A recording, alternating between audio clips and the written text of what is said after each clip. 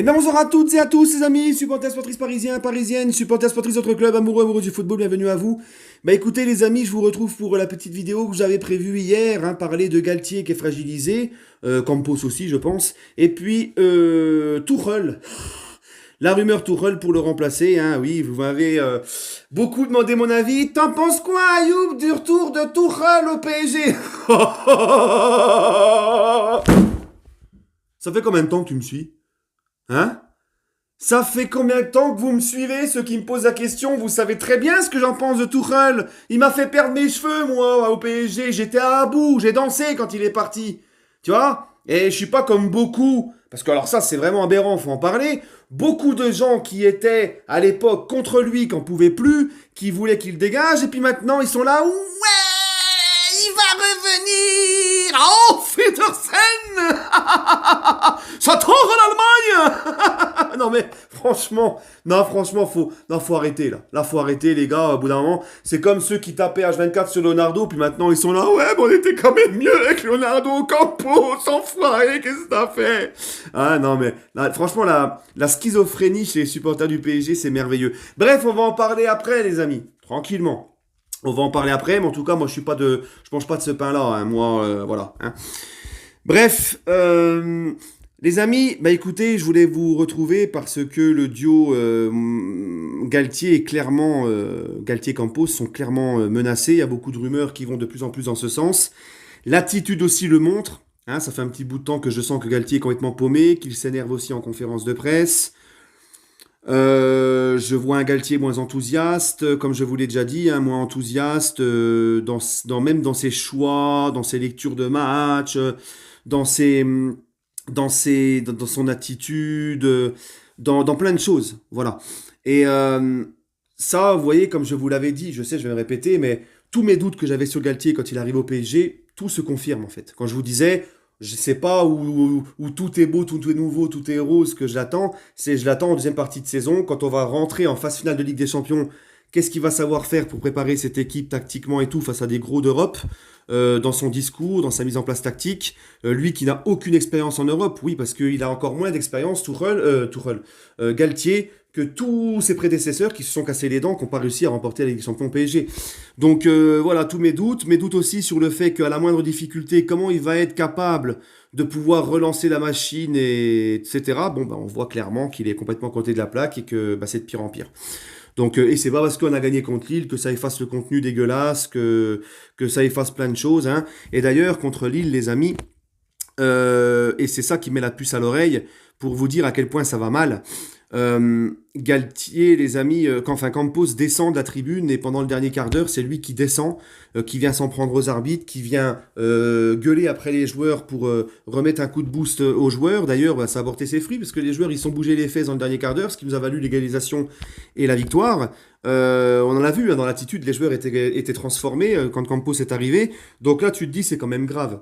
C'est quand même grave parce que c'est Campos qui vient faire le travail du coach. Normalement, c'est au coach de faire ça. Donc ça montre quand même l'impuissance de Galtier.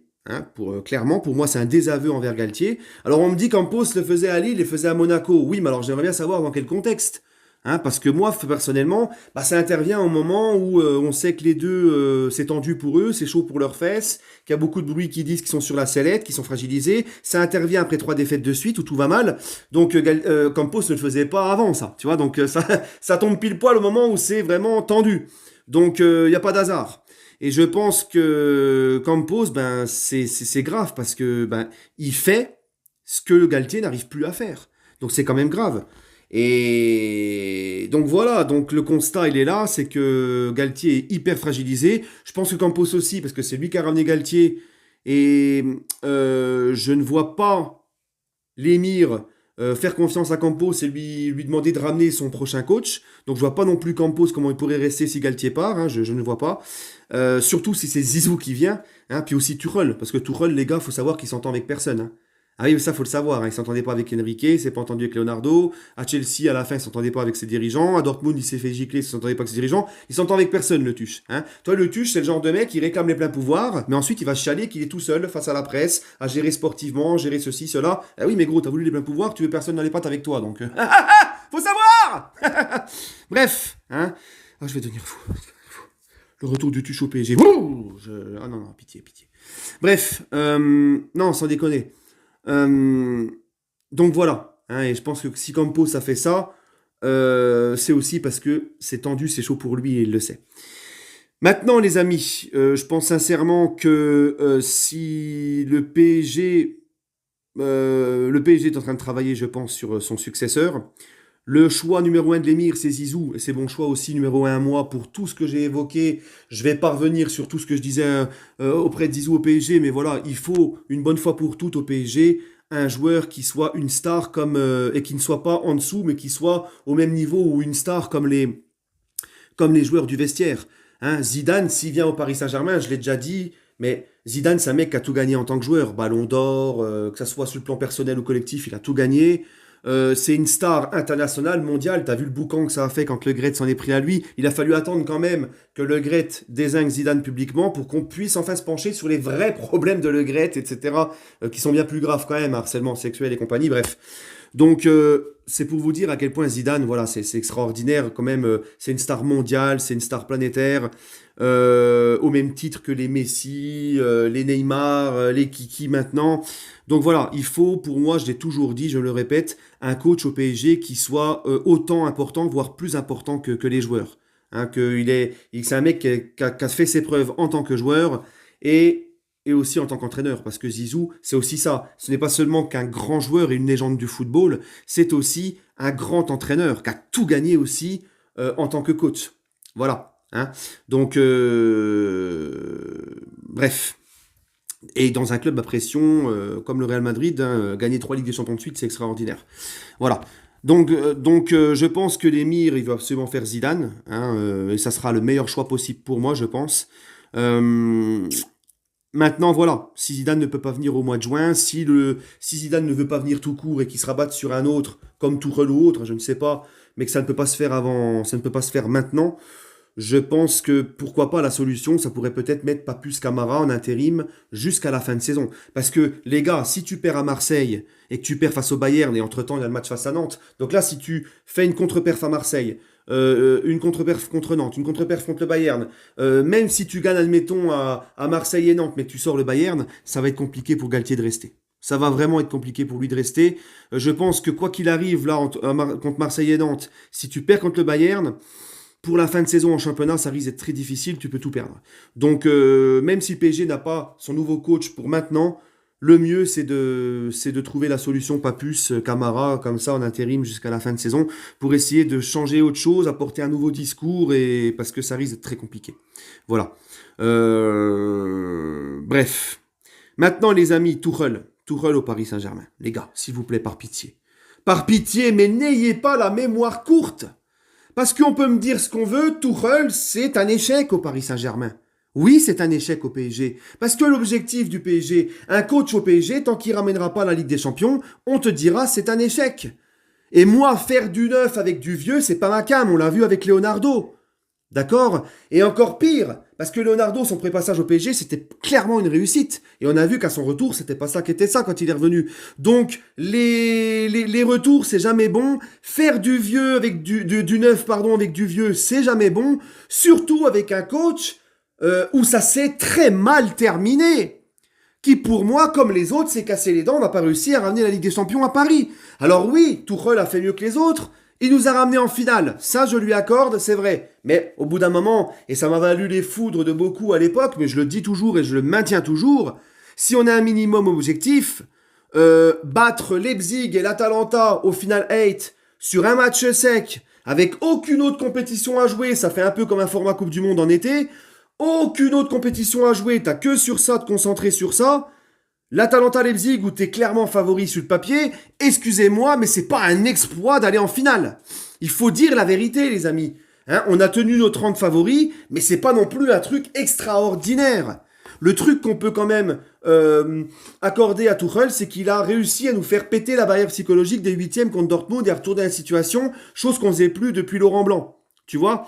Donc, mais sinon, voilà, je pense sincèrement qu'au final, 8, t'aurais eu Ancelotti, Pochettino, Emery sur le banc, t'y allais en finale. J'en suis persuadé. Voilà. Donc, Donc, ceux qui disent, ouais, mais t'as emmené en finale, bon, bref. Hein. Moi, tout ce que je retiens, c'est qu'il était à 90 minutes de la gagner, la Ligue des Champions avec le PSG, il l'a pas fait. Non, parce qu'il y en a, ils veulent son retour, parce qu'il a gagné la Ligue des Champions avec Chelsea. Mais il fallait le faire en 2 ans et demi avec le PSG. T'as eu 2 saisons pleines pour aller la gagner avec son oncle PSG, tu l'as pas fait. T'as été à 90 minutes de le faire face au Bayern, tu l'as pas fait. Et l'année précédente, bah excuse-moi, tu subis une remontada à domicile contre Manchester au Parc des Princes. Tu avoues ton impuissance en disant bon, contre Manchester, j'ai senti qu'il y avait une atmosphère négative dans le vestiaire, que les joueurs n'étaient pas bien. Je n'ai pas réussi à trouver le moyen de changer ça. Donc t'avoues clairement ton impuissance. Tu perds la Coupe de France, la Coupe de la Ligue cette année-là. Hein? Tu es en guerre avec Antero Henrique. La saison d'après avec Leonardo, t'es à 90 minutes de la gagner, la Ligue des Champions, tu ne le fais pas dans un format beaucoup plus facile et des adversaires largement à portée. T'arrives en finale face au Bayern, tu ne la gagnes pas la finale. Donc la vérité, elle est là, le constat, il est là. Tu fais le quadruplé national, certes. Alors, c'est ça qui est intéressant avec Tuchel. C'est que quand t'entends les gens, le problème de Tuchel, c'était Leonardo. Donc, qu'on m'explique pourquoi Tuchel, la première saison où il n'y a pas Leonardo, eh ben, il n'y a pas Leonardo sur son dos. Il perd la Ligue des Champions en 8e contre les gamins de Manchester. Il perd la Coupe de France, il perd la Coupe de la Ligue.